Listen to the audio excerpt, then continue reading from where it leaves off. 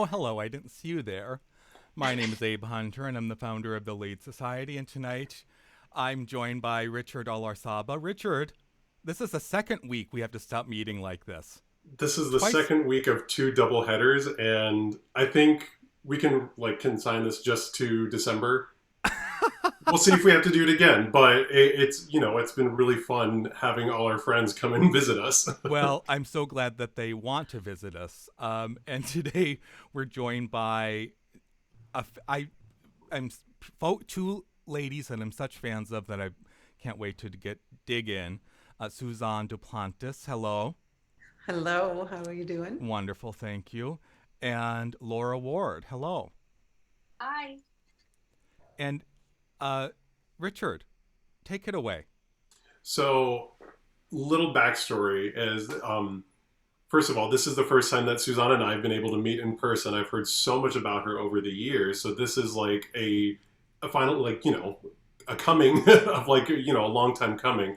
But Miss Laura Ward and I go way back, and even though I'm in Florida and she's in Philadelphia, in Pennsylvania, we actually met in one of the most randomest places that I could ever think two people could make an acquaintance, and that was in Bozeman, Montana. Mm. We were both working with the opera there, and she made the rehearsals for a Don Giovanni that we were doing all the more enjoyable because I don't know, it was nice to just like all of Sure. us being human and having fun, and she was definitely part of that. Yeah. I But did remember, I reminded Richard of our dress rehearsal. Well, not the dress rehearsal, it was a piano dress with mhm. the dry ice machine. And I was in the pit playing a PSO, a piano shaped opera.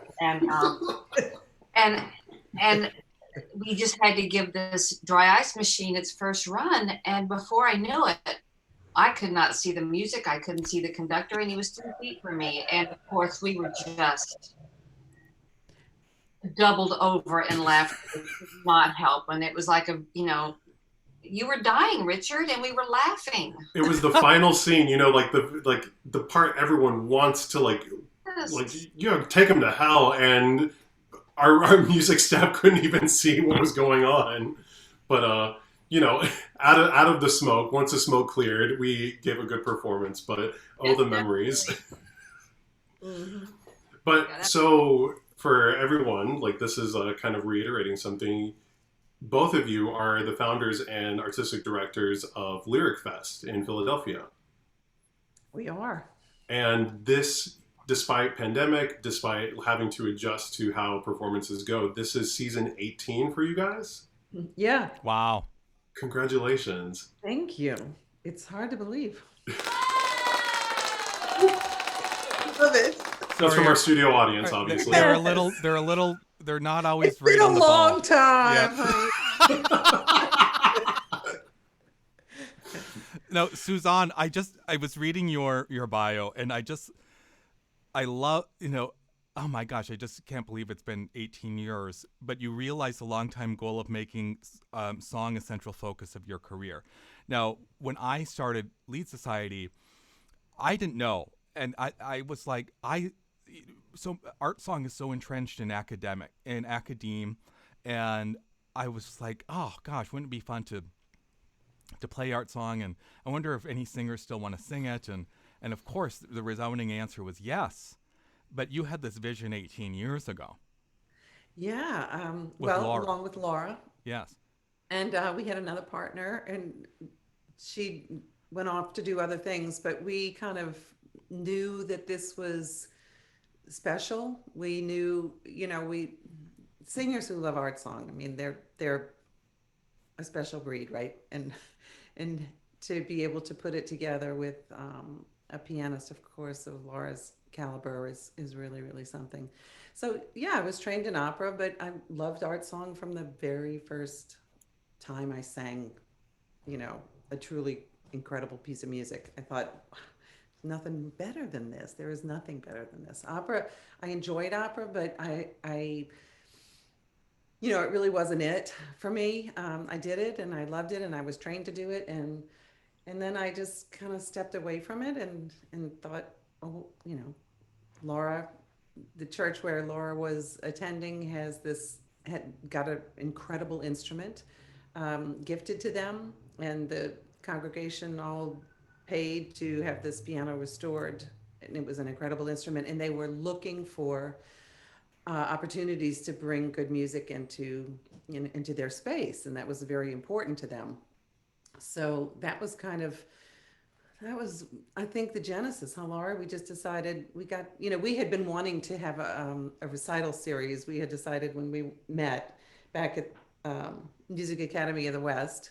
Yes. Yeah, yeah, we were partnered together and kind of loved each other from the very beginning.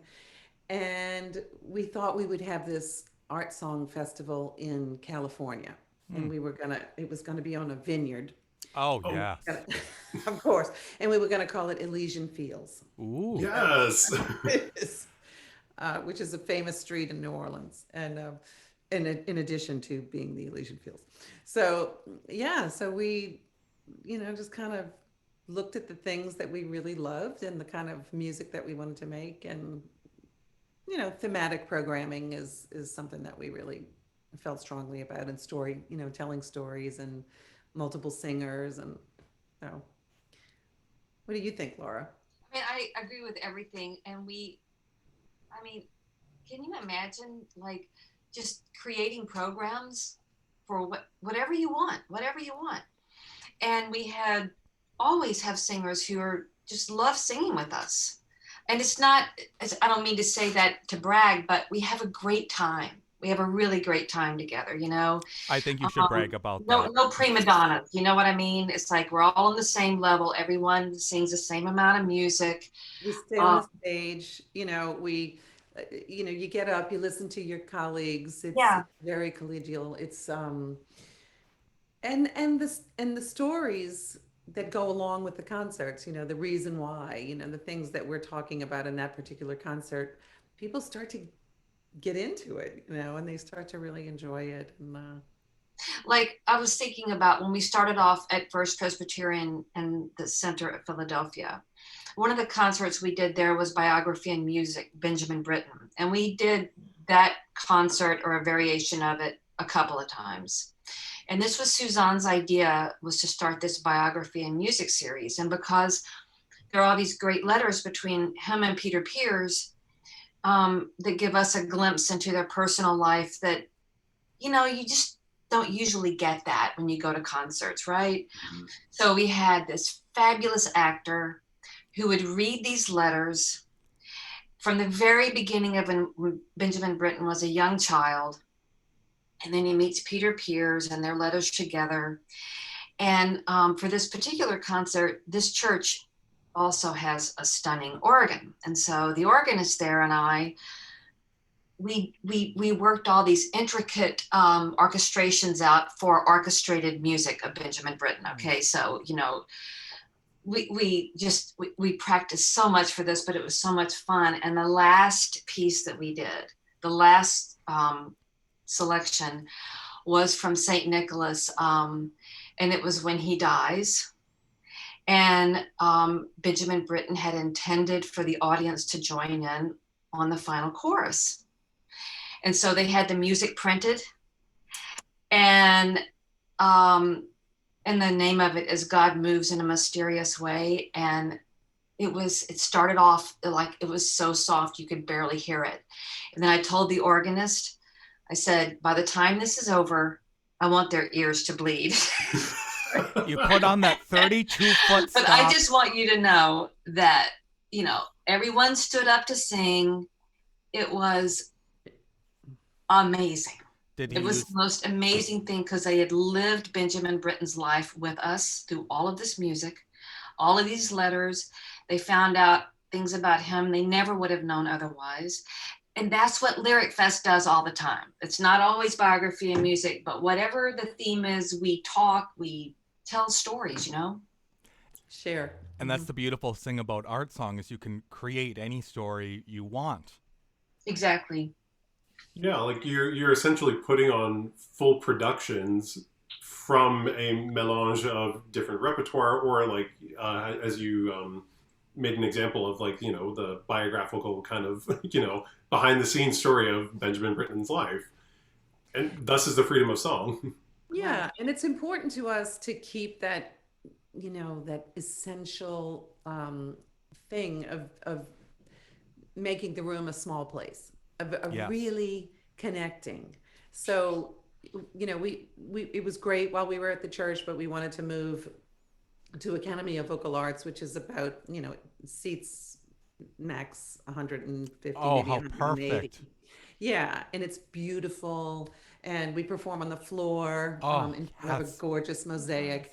And it's, as I always say, we can see the whites of people's eyes, and when you can do that and you really, really are just with no artifice, just singing to somebody, Right. and that, I think that is what keeps song very much alive. It's just a completely different kind of art than many of the other things, and so it's it's been a pleasure. It's been a total pleasure for us to create this in Philadelphia and to find that it's had traction. People like it. People love it. They and we don't care. I mean, our concerts are educational, frankly. That's not sort of our raison d'être, but Mhm. we think the stories are really interesting. So you pull in a lot of other things. Like one of our favorite programs, my favorite program, I think Laura loved it too, was A Very Good Year, and I think it was 1912. 1912. It was 1912. So we just decided that we would pick a year and just bring in tangents from everywhere. So it was if a composer was born in that year, if a composer died in that year, if a work was premiered in that year. So we partnered. We had pairings of songs. So we had a Massenet song with a John Cage song, Mm. you know, Yes. and these kind of things that made you look at um, Irving Berlin and when shows came up. So it just was a way to introduce history. And across the bottom of the program, we had a timeline of all the things that were happening, sort of from January to to the next December. And it just it's going to trigger memories and points of intersection with your audience when you do things like that, and so it's always amazing to us how much we can pull in that's you know educational. That kind of gives it a bad rap in a way. It's really not for that purpose, but it's just enlightening. Yeah, It's about all Suzanne, I know kinds what of you mean, and things. I can't stand the word educate audience. It's just like Yeah, but it's but not that. I know what you mean, and it's a way to bring in people that when you tell them you're going to an art song recital, they might be like, ah. But if you tell them, oh, this is maybe they love I'm gonna history, or maybe sing to they you. love right, or they're going to You sing know? Well, to you. and to your point, Suzanne, about the educational part, because yes, I think it's important that as a presenter, as programming for recitals, for concerts, for song predominant programs, that especially in Philadelphia, you're talking about a huge mecca of music. Like you have Curtis, you have AVA, you have like the symphony. Like there's so much going on there that finding a niche, especially in art song, is not new because like I said, you have all this art song essentially being presented by all these educational like academia um, establishments that when it comes to the educational portion, we've discussed this with other guests on the show, that it doesn't have to be your stock, here is a recital, here is like the German, here is the Italian, here is your French settings, and going through the usual composers, the Schuberts, the Faurés, that creating programs like the Very Good Year, like you said, that even from the onset of Lyric Fest, it sounds like you're able to actually show an audience who may be affluent in what this genre is, but saying, look at it from a different perspective. maybe you hadn't thought to think of John Cage and Massenet side by side, but there's a reason why we're doing it, and we're letting you like actually, put the connection Yeah. together yourself. Yeah, and the idea that was so fascinating to us is that any given moment of time is a death and a birth at the same, in an instant, And so to be able to look at that, it had a lot of whimsy in it too, which is fun. I love And whimsy. another thing about from the very beginning, of Lyric Fest, Suzanne, who was a fabulous artist in many ways, designed and created our programs, and they're all 8.5 by 11, huge, on very expensive paper. The graphics are beautiful. They're filled with all the translations, the bios, of course, and then lots of program notes that Suzanne lovingly researches. And this is not boring stuff. This is fascinating stuff. You had me at expensive paper. Yes. Me too. I love paper. It just has to feel Yes. beautiful in your hands. It has to feel beautiful. And one of the things I do love writing notes, and mostly it's I think something is cool and I want other people to think it's cool as well. Right. So one thing I don't want is like pages and pages of program notes at the end of the program. So right before you hear a song, you learn there's something about it. And sometimes it's wacky and it's not, sometimes it's, from I'm all about wacky. Welcome to the Relief yeah, but Society I like Roundtable. wacky. I Wacky. I like But that's how you remember things. It's like this is a little tidbit that it's gonna stick in your brain. yeah, or like there are so many stories of 6 degrees of separation, like we mentioned earlier when we were just talking before. Of this particular piece was premiered, and it happened to have been premiered by the first violinist in the Philadelphia Orchestra, Biava, who was down in Argentina at the time, so things like that are very fun to connect for people, and they're fun for me. Absolutely. Our friend Sam Martin from Cincinnati Song Initiative has weighed in, and I think we'll all concur with that. And it's something that Lead Society does, and Lyric Fest is that audiences always feel more connected in classical concerts when the artists speak. It has a way of humanizing the repertoire and takes it off whatever sort of pedestal people perceive classical music to be on. So, Well, I remember here when I was a young singer, we were singing in a master class for Martial Senguer. I don't know if you all know the great French baritone. And so one singer got up to sing, and I was thinking about you, Richard, because he literally, did one of those, and he was singing La Exquise. And so he sang it in this very, sort of affected art song pose.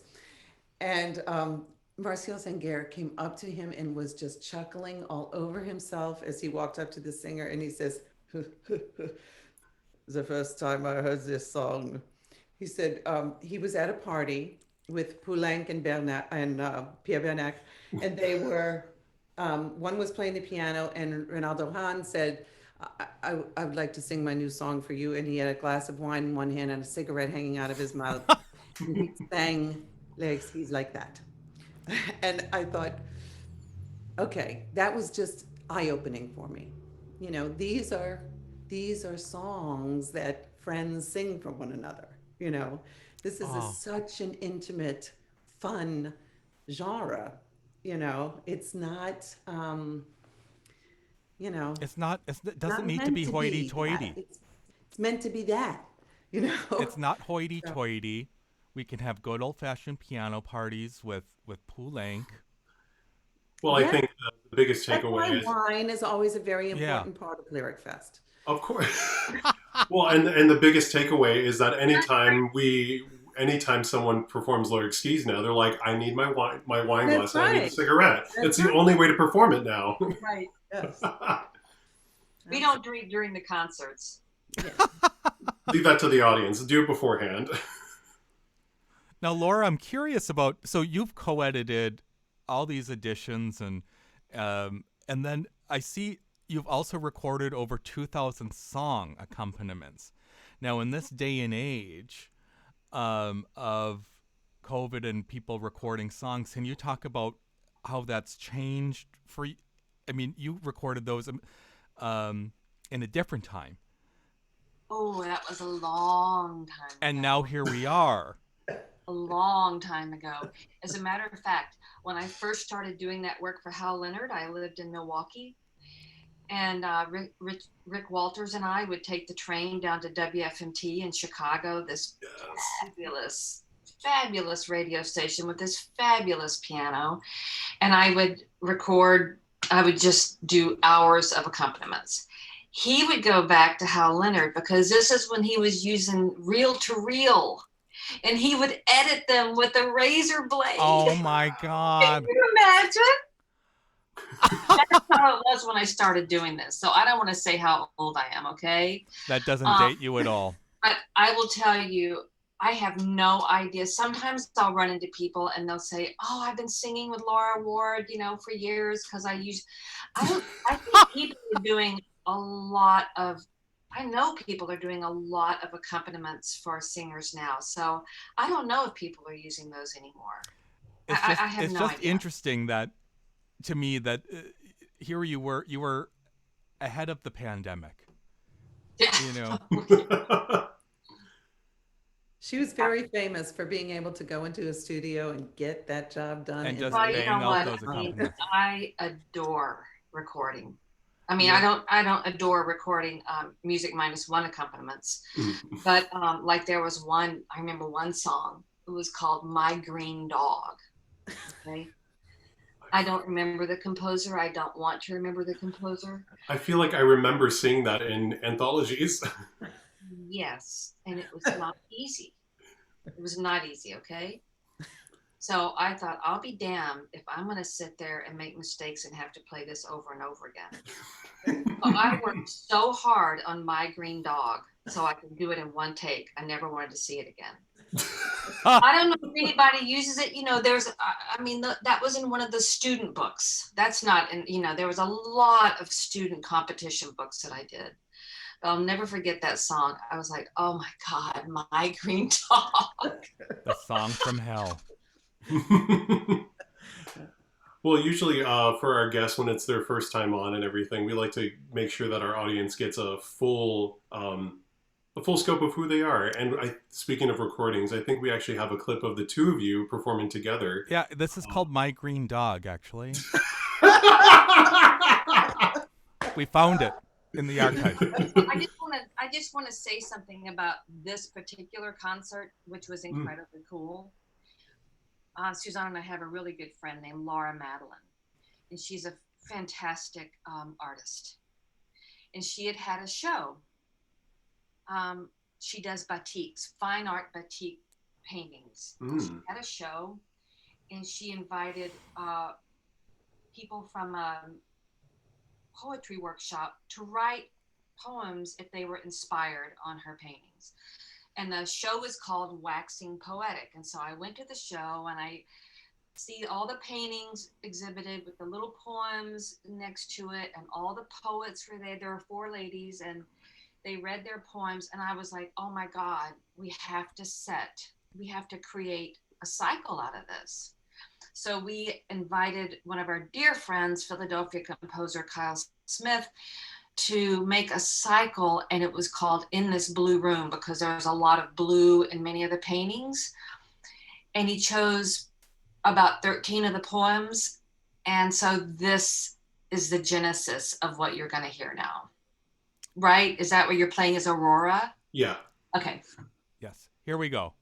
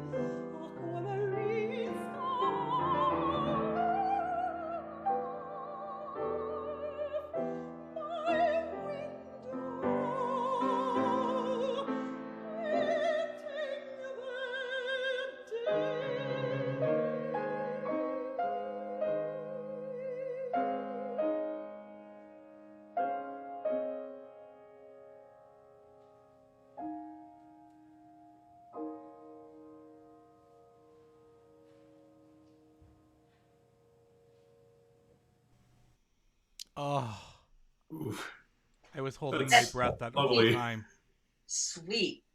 Oof. Um, What a gorgeous, gorgeous song. I want to know that isn't it? whole cycle. It's cool. Yeah, he as a takeoff on the In This Blue Room, he sort of used a jazz feel through the whole thing, and it's really a gorgeous cycle. I recommend it to you. We are so proud So to have commissioned it. So, and adding Laura, another layer to that blue room kind of aspect. hmm Oof. yeah, and this happens sometimes. I mean, Laura, she's an extremely intuitive person, and she'll she'll say, "We need to do this," you know. This is something. And whenever whenever Laura really is serious like that and says we need to do this, I know we need to do this. So I, she's had fabulous instincts and ideas throughout this whole thing. So Well, So we work together, Go ahead. I don't know. I was just going to say, so this kind of touches on another aspect that I've loved seeing out of Lyric Fest since I was first introduced to it is the fact that, we had talked about the biographical programming for certain composers, but you guys do a lot of work to commission new works as well as like fostering composers and their, like living composers and their works. And was that always the mindset at the beginning, like 18 years ago, or is that something that's kind of slowly developed and kind of become a hallmark of Lyric Fest? well, in the beginning, do you want to start, Laura? Well, I mean, it has developed. You know, way back when we started this, Suzanne and I had young kids, okay? So one of our missions way back was we did a lot of children's programming. Well, we don't have young kids anymore, so we were like, bye bye. And it did just evolve that look, Philadelphia is loaded with fabulous composers. Okay. They're just, and they're all At good. first, it came out of need, right? We would need a piece for for the forces that we had, and Yeah. so we had some composers who were really nice to us in the beginning, and would would be really nice to us. And before we had a budget for such things, it was an honorarium kind of thing. Yeah. So, and then it just kind of grew a little bit, and then it grew a little bit, and then before you knew it, we realized, wow, we have been commissioning music almost since, if you want to call those early things commissions. But for the good, the composers were fantastic. They would just happen to also be really nice people. But we started second season probably. We have stuff that goes all the way back to second season. Um, and then as we started to commission more, look, it comes from our love of song, you know, and realizing that we have found ourselves to be in a position of being able to affect the genre of American music, Mm.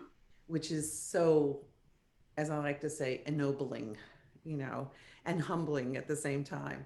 So if you can do that, if you can further along this genre that you love so much, um, why would you not want to do that? And to think of all the music that would not be today, that would not be, that has been written 100 years ago, if people had not commissioned it, if you had not paid composers to write music.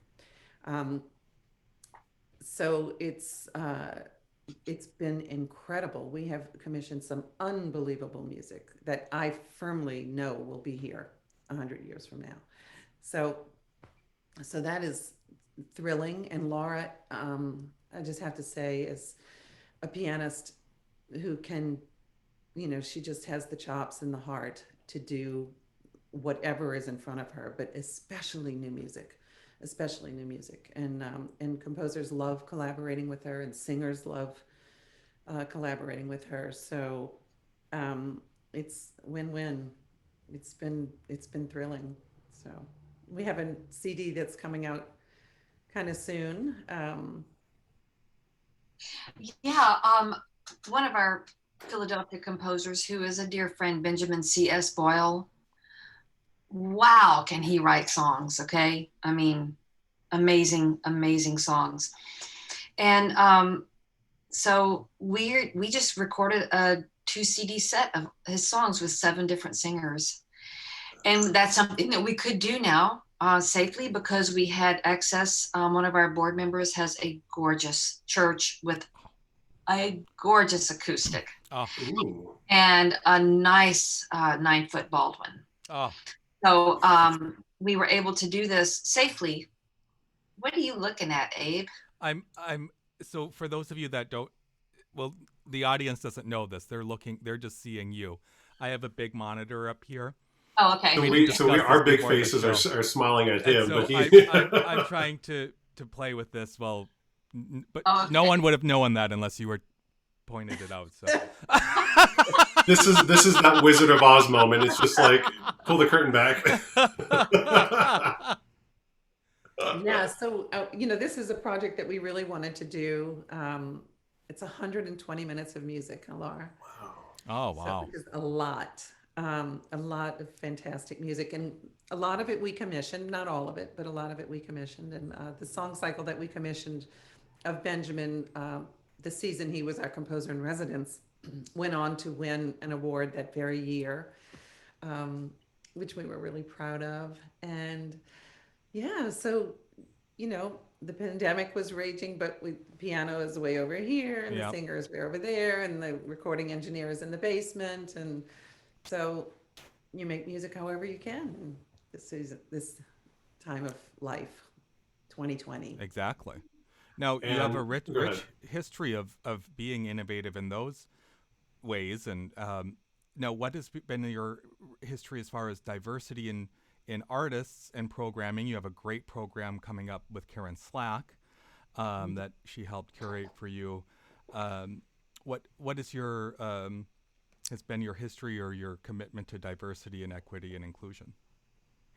Well, we have always looked to be inclusive, but and I was proud. We were redoing our website this summer. Another thing you can do when the pandemic is on. And we have a catalog, a listing of all of our artists, and I was really proud to see how many people of color that we have hired. And so while it was always important to us, right now it's really important to us. It's meaning it's we were always looking for it, and now we're saying we're going to find it. Period. We're going to hire people of color, period, It's on just every fabulous, program. and I just love Yeah, this. it's just it has to be. It has to be really intentional. Um, there's no reason not to. I mean, a lot of times we're pulling from our local singers, but we're getting to the point where we can bring in singers now, and so we're very excited about that, and excited about what that just to be part of doing what needs to be done is feels really good. We're so thrilled and blessed to have Karen. Um, Laura spoke with her and said, we'd love for you to do a program for us. We were looking, again, we're doing virtual concerts. They're very different, but so Laura and Karen were talking, and she said, what kind of, Laura said to her, what kind of program would you like to do? What would you like to think about? And so she curated this. She put it together. She decided that, we had this phone conversation, and we were throwing out ideas, and she was throwing out ideas. And I said something. She said, no, that doesn't speak to me. I said, I don't know why, but I was like, I loved that she said that. I love that she said that. And then she said, and then she came up with this idea of say their names, and what she's talking about here is say the names specifically of all the women of color who have really, really brought about serious and lasting social change from Sojourner Truth days, Mhm. And, you know, we know Sojourner Truth's name. Less well, we know Ida B. Wells' name. Even less well, we know Fannie Lou Hamer's name. You know, Oh and yeah. this idea of saying these important women who have taken on causes, sometimes to great, you know, trouble, bringing great trouble on themselves, but no matter. And so through these, she picked the repertoire, she picked the women. I have been researching these women and I'm just amazed, you know, amazed at their stories and what I didn't know. And Karen, we were talking about a month ago about Fannie Lou Hamer, and I was saying, well, you know, we can't. She wanted to use a certain poem that was about Fannie Lou Hamer, and we couldn't get the rights to use the poem. And she and I said, well, what if we use this, you know, did something else, or you know, what if we went this way? She said, Fannie Lou Hamer is one of the most important people to me personally. This is, you know, and this was just when I was scratching the surface of the history of this incredible woman. And so the more I dug into her story, the more I mean, I like called up Laura in tears several times. Like, you would not believe what this woman, you know, did. So the first part, Sojourner Truth, is about obviously anti-slavery, and also women's rights. She was an incredible person who spoke up for women's rights, and then Ida B. Wells took on anti-lynching. Mm. Um, Documented, she would show up. She was a witness to this. She wrote about it. She was a very educated journalist. Um, yeah, and had 5 children. And she would come with her baby, and she would be a witness at a lynching so that she could write about it and just um, be there, you know, be there and be somebody who is an eyewitness to what is going on. And she took this cause internationally and made, um, you know, it was a very, very important work that she did. And then voter discrimination with Fannie Lou Hamer. So, you know, her story, Karen really worked it out incredibly well in picking these women, and then Kimberly Crenshaw of say her name. Mm. So, what is interesting about these 4 women is that their lives intersected one another all the way from Sojourner Truth. Wow. Ooh, Isn't that yes. incredible? Mm. So, and I'm not sure that, you know, Karen knew that off, but instinctively she must have, because it's just this big trajectory of, you know, what women and women of color have endured, but way more than endured. It's way Well, more than that. well. You Also, know, speaking of strong women, and I just have would be remiss if I didn't touch on this, Laura, that you were able to be present at the memorial of Justice Ginsburg, and I happened to catch you on C-SPAN one day. Um, what an amazing honor! Yeah, it's my biggest honor, honestly. Um, I still, I mean, I truly, when I said this earlier, I can't believe I was there. I was there in that room. I can't. Um, but it was so beautifully done, and I was so proud that it was women who ran that service, and it was perfect and dignified, and so respectful. Um, and everybody in the room, you could just feel it. You know, it was just very. I don't even know. It's hard to find the word for how that felt, honestly. And Denise Graves is one of my dear friends, and you know, we have done a lot together, and so just to be together and breathe together, and it was really something.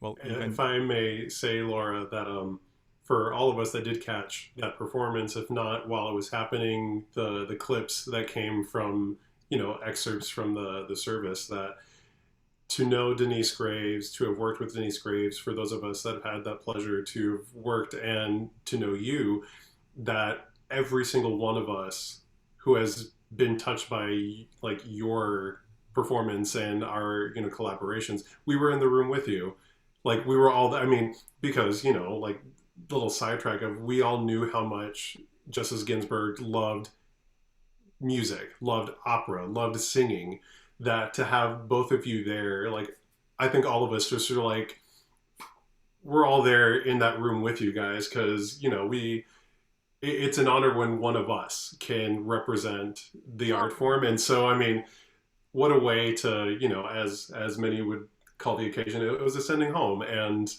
we were all there with you. Oh, that's wonderful, and I felt it. I have to tell you.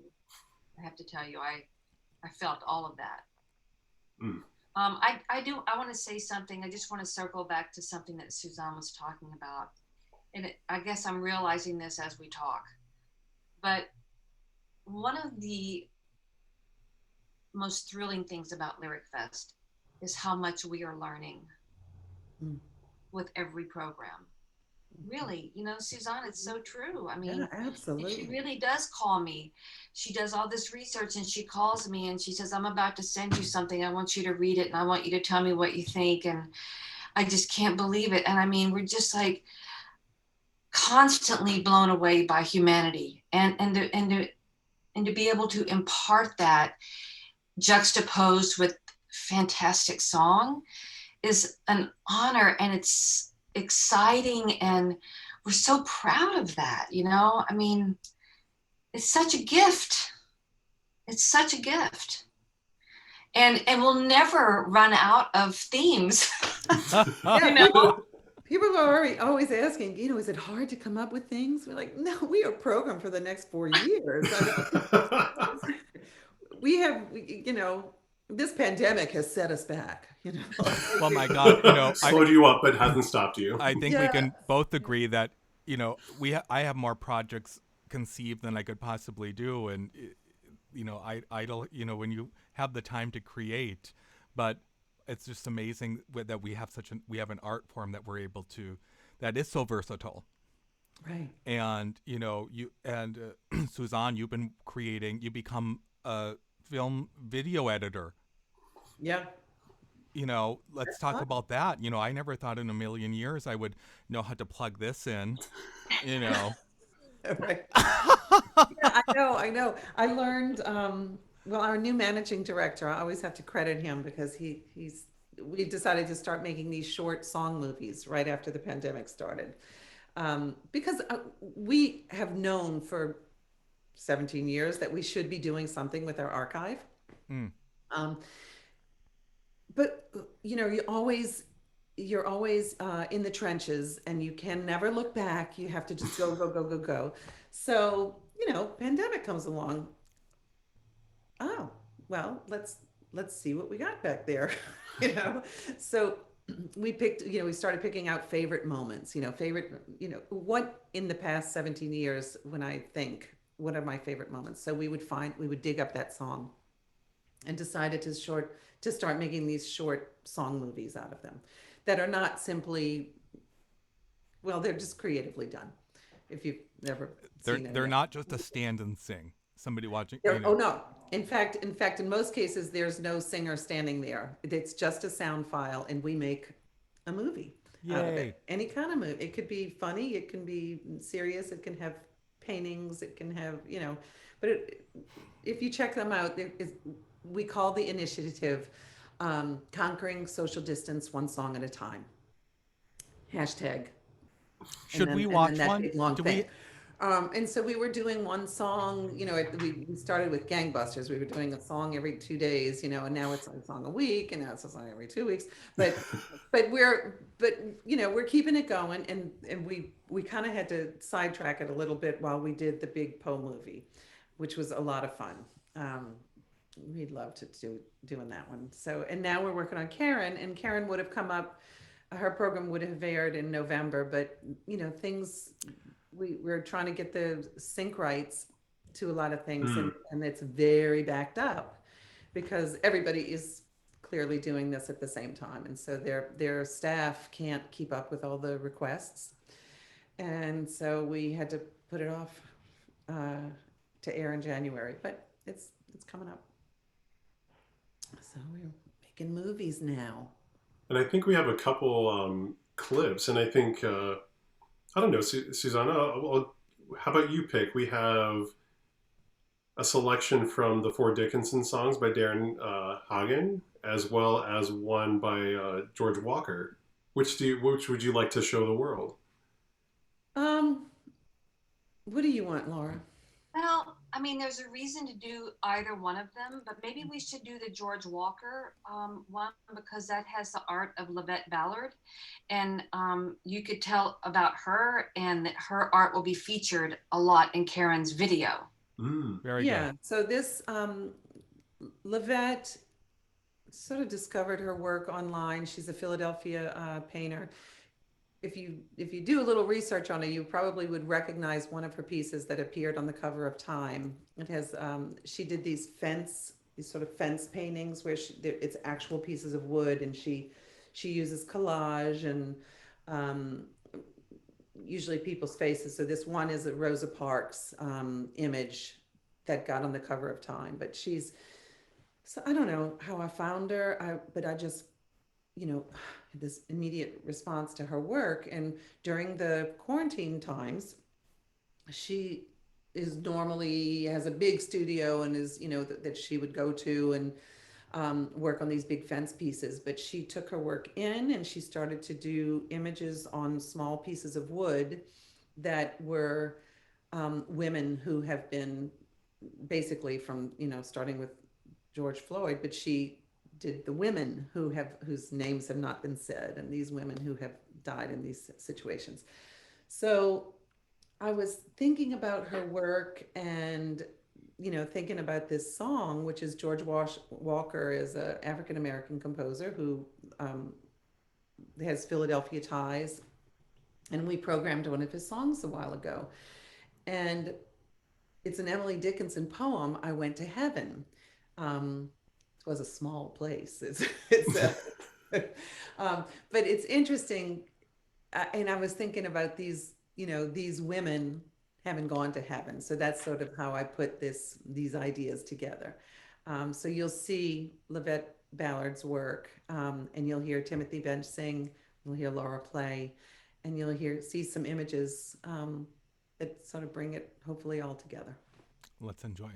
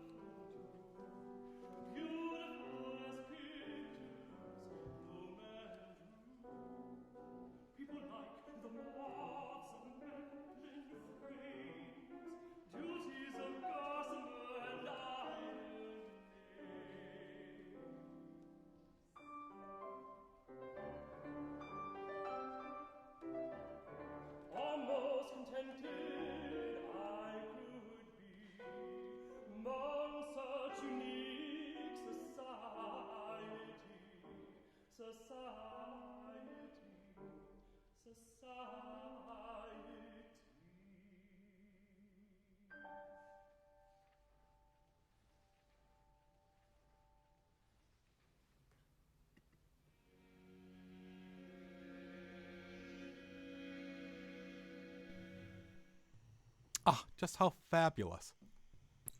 Thank you. Love, I wish I'd come up with that idea. Yeah, that was a really moving project, that particular one. Um, yeah, so Something and else. I sent and I sent Karen these, because I think I think because I'm a visual artist too, I see pictures when I hear things or hear ideas or whatever. I see things. And when Karen was talking about this program, I kept thinking about Lavette, and I just sent her this stuff, and she responded, the same way. She was like, "Oh, this is visually what I'm talking about." So it's nice when you can make those kind of connections. So For sure, especially when you have, you're fostering a system where people can actually like come together and they're like, we think the same, we yeah, think the exact same way. So yeah, you should know you. Know exactly. one another. It's fun to bring that. In closing, I'm curious, Laura, in the 18 years since you founded this, what changes have you seen in the world of art song? Are people more aware of it than they were then, or less, or more, or the same, or is it a different audience? Where's it going? I will tell you that there are a lot more groups like Lyric Fest. And you would have to agree with me. I Yes. mean, there are many, many groups like Lyric Fest, which I am so grateful for. So I think, when we started this, we went against the stand and sing one singer type, one singer, one voice, whatever. We went against that. And that's fine. It's fine. I mean, look, I'm not knocking it, and it still works, okay? But we had the impression that maybe that wasn't as interesting and maybe not as innovative as we wanted it to be, and the fact that we have several singers on each concert, so you're just constantly, like you might hear Irving Berlin next to Beethoven, next to Kurt Weill, I mean, we just change it. Like we have a saying in Lyric Fest, if you don't like what you're hearing, just wait 2 minutes and you'll hear something. I love it. I think there's a lot of groups doing that. So when you say what changes do I see, I feel like there are more songs being composed. I think that for a while, maybe it wasn't cool to be a song composer. Everyone aspired to write opera. Mm-hmm. But I feel like there's a lot of composers who are writing great songs now. I feel like we were a part of that too, and I just am thrilled when I see all these groups that are doing song concerts. So I think it is changing. I think there's still solo recitals. I play solo recitals for Certainly. people. Those aren't going to go away. No, but I just love, look, this and we all know this. We are never going to run out of songs Never. that have been written and that will be written, Right. ever. And it's not terribly expensive. Mm-hmm. True. And it's an interesting trend. I think you've seen. I think we've all noticed it, that maybe some of these large opera companies are doing more song in these times because there's the overhead is lower. Right. There's no scenery, no costumes. It's like it's you. But on a musical level and on a dramatic level, it's just has the same amount of impact. Oh, I agree. If not more. I completely agree. So I think we're in a good place and we have a good trajectory. And Lyric Fest is going to survive this. Yes, you will. Many people will, because we don't have a bunch of overhead. I'm in the Lyric Fest office, which is a small room in my house. Okay. I mean, that's pretty lavish.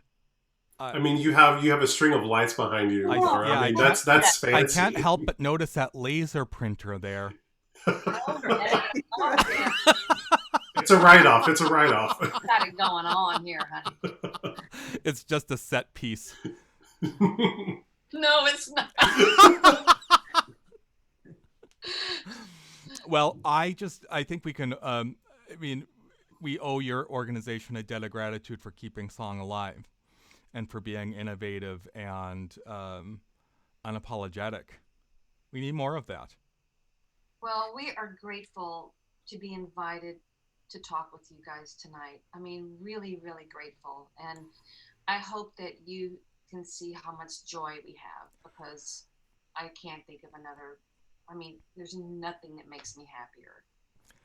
It's palpable, truly. And again, our friend Sam Martin keeps wedging his way in here. He says, "Hooray for Lyric Fest!"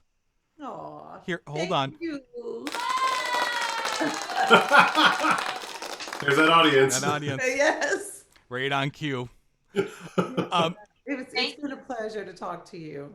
Ladies, now this is our time in our show here where you can give a shout out to whomever you'd like. And go. Out. Anyone. Anyone. Friends, family, loved ones.